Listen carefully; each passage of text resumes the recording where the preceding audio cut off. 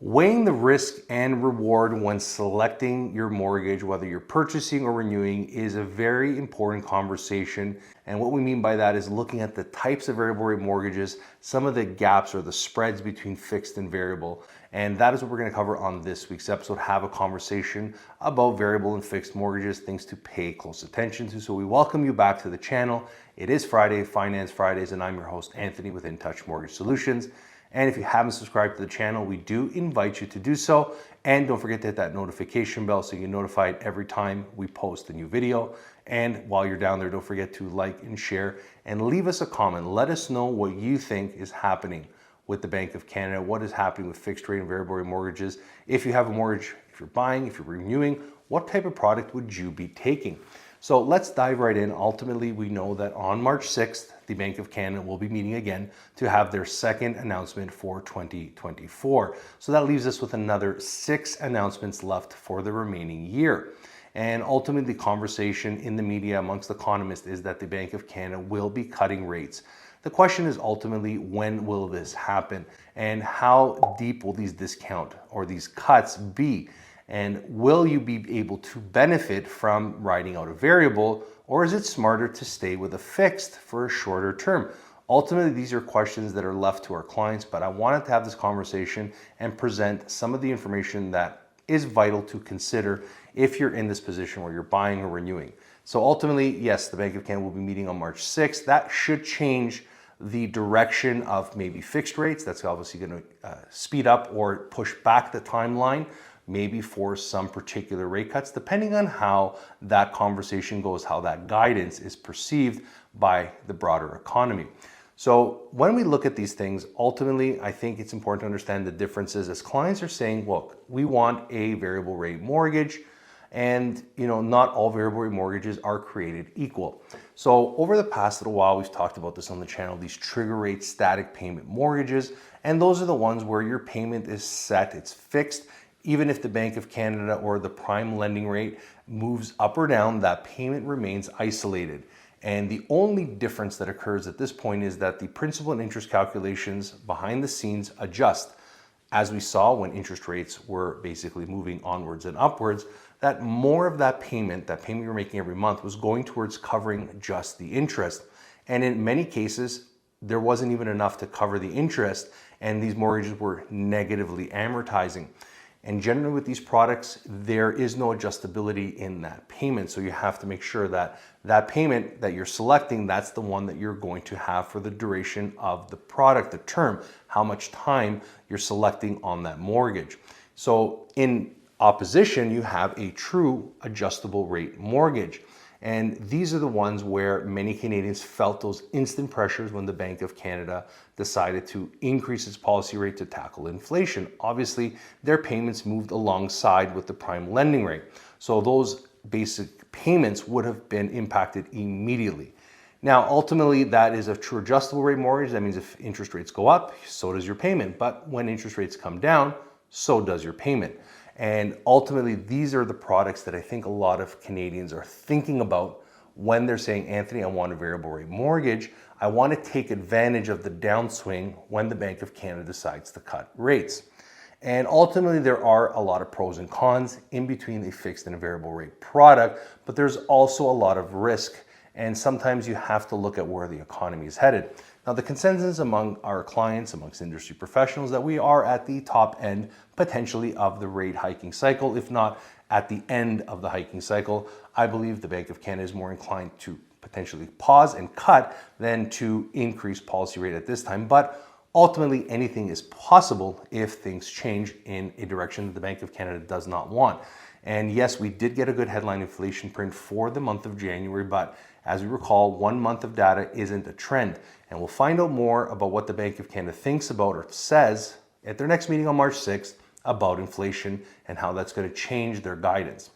So ultimately, we've talked a little bit about that variable. Understanding the differences in these products will help you understand what product you're selecting, especially if you're chasing those lower payments or those reduction in payments if and when the Bank of Canada cuts. But ultimately, yes, if you're in a variable rate mortgage, you do have some other options that many Canadians may not be aware of. Now, when selecting a variable rate mortgage, you have the option with your lender to lock into a fixed rate component at any given time. Now, there are some stipulations and requirements depending on the lender, but generally, if you're in a variable rate product and you want to lock into a fixed rate mortgage, you can do so.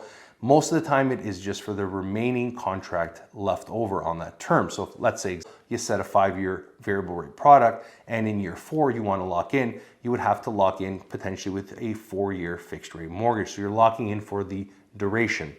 The other advantage with a variable rate mortgage is the penalty is only 3 months. So it's 3 months interest, but you have to be very careful because with higher interest rates comes higher penalties. That 3-month interest component will be much higher than many have perceived. So even if you're an existing variable rate holder and you're looking to break your mortgage, find out what your penalty is before you decide to break or maybe looking to switch. So always take a look at those things.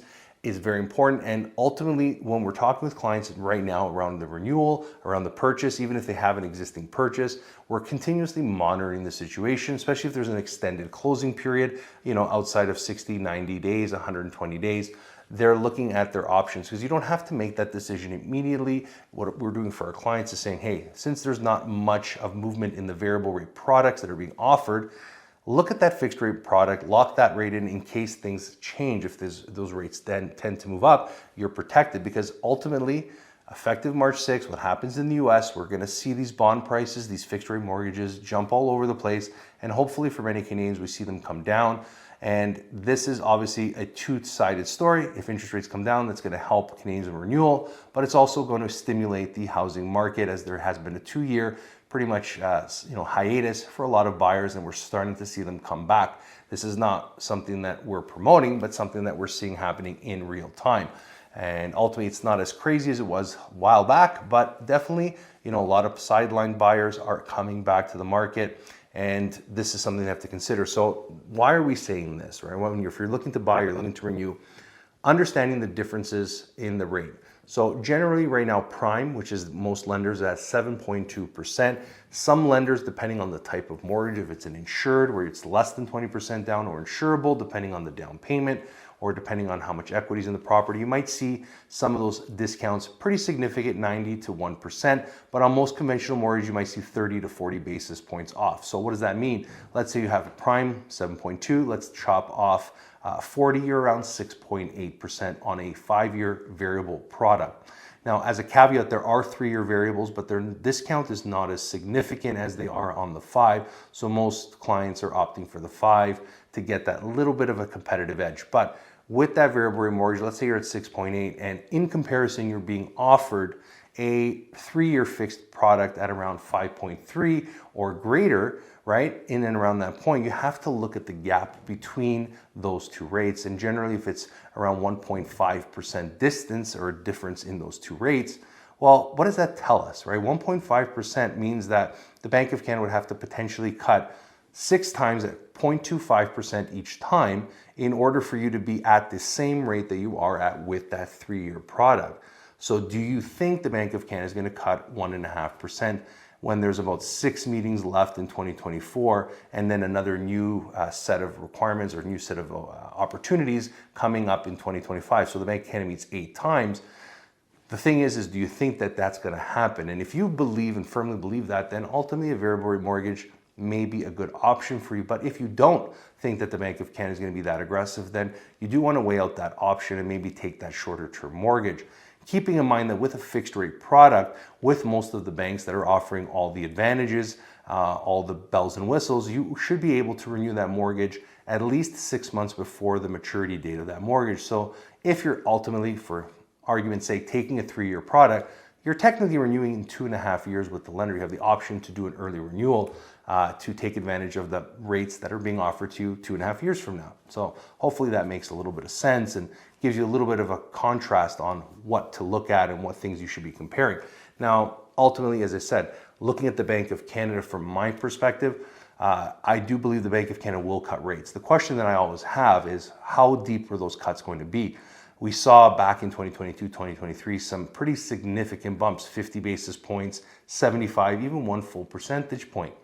and they won't be that aggressive on the way down. So they were really aggressive, I should say, on the way up, but I don't think they're going to be as aggressive on the way down. I think it's going to be a 0.25% hold, wait, see approach, because they do not want inflation to tick back up where things get out of hand. They're going to have to re-energize those policy rate hikes to bring inflation back down. Remember, Bank of Canada has made it very clear that they want inflation dead and gone before they even think about cutting rates. And then once they start it, well, how long they're going to hold here at 5% before they start cutting and how deep those cuts are going to be has to be something you have to think about moving forward. Ultimately, that's going to help you keep more money in your pocket, because if the Bank of Canada doesn't cut a full 1.5 percentage points, like our example we talked about earlier, then you're losing out on that spread for a good period of time where you could have taken the fixed rate mortgage at a deeper discount, kept some more money in your pocket, and then renewed maybe in 2.5 years from now. And ultimately weighing out those options with a mortgage professional, finding out exactly what those options that are available to you are for your particular type of mortgage, for your purchase type and your comfort level. Speak to a mortgage professional, or if you have questions, reach out to our team here at In Touch Mortgage Solutions, and we'll be more than happy to help. But we'll leave the video here. Wishing everyone a wonderful Friday and an even better weekend ahead. Don't forget to leave those comments in the comments section below. Let us know what you would be doing in this market. Would you go fixed? Would you go variable? But thanks again for watching. We'll see you next time.